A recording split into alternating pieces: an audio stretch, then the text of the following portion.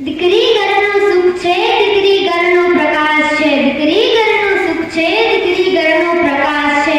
કહેવાય છે કે દીકરી ન હોય તો ખુશી ન હોય, દીકરી ન હોય તો ખુશી ન હોય.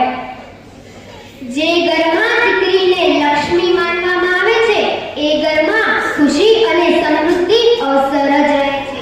જે ઘરમાં દીકરીને લક્ષ્મી માનવામાં આવે છે તે જગ્યાએ ખુશી અને સમૃદ્ધિ અવસર જ રહે છે. આજના સમયમાં દીકરીઓ ઘણા ક્ષેત્રે આગળ વધી રહી છે. આજના સમયમાં દીકરીઓ ઘણા ક્ષેત્રે આગળ વધી રહી છે. કોઈ ડોક્ટર, કોઈ એન્જિનિયર, કોઈ શિક્ષિકા, કોઈ વિજ્ઞાનની શોધમાં, તો કોઈ ખેલકૂદમાં પણ પોતાનું નામ રચે છે, તો કોઈ ખેલકૂદમાં પણ પોતાનું નામ રચે છે. શિક્ષણથી દીકરીઓ પોતાના સપનાને સાકાર કરી શકે છે.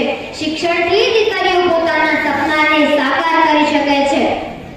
એટલે જ તો કહેવાય છે ને, એટલે જ તો કહેવાય છે ને કે બેટી બચાવો બેટી પઢાઓ, બેટી બચાવો અને બેટી પઢાઓ.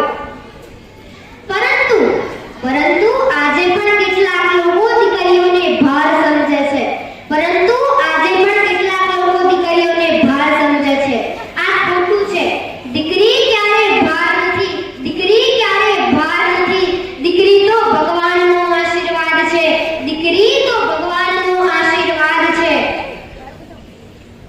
કહેવાય છે ને કે દીકરી ઘરનો તારો છે, દીકરી ઘરનો તારો છે, જીવનમાં લાવે પ્રકાશ, જીવનમાં લાવે પ્રકાશ. દીકરી તો સમાજનું ગૌરવ છે, દીકરી તો સમાજનું ગૌરવ છે.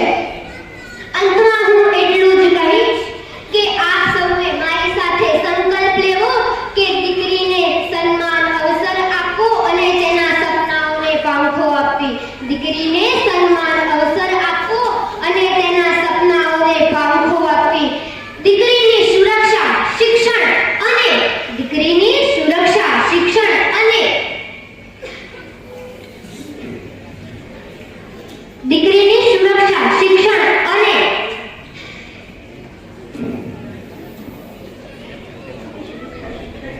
સન્માન